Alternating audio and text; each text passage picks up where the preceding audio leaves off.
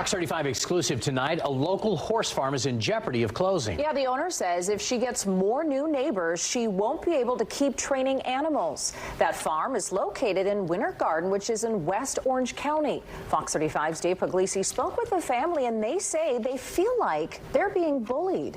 Crown Point has been on this land for nearly 25 years. They train Olympic-level horses like this one for shows internationally. But new projects right over there at that tree line may force them out. As narrow as we are, we don't have anywhere to go. The walls feel like they're caving in on Crown Point Equestrian. Like they're just trying to do something behind our back. They're trying to make us feel like we don't really matter.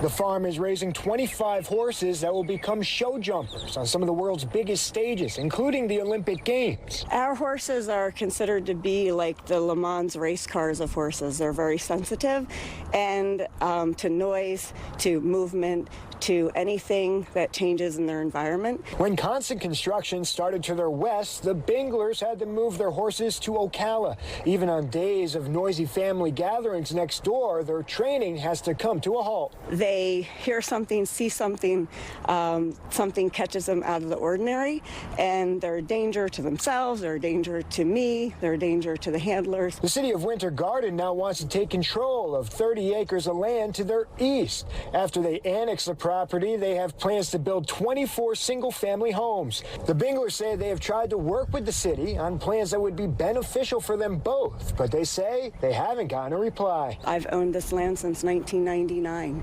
and it's been a part of the community forever. And the notion of having to get up and leave is very sad.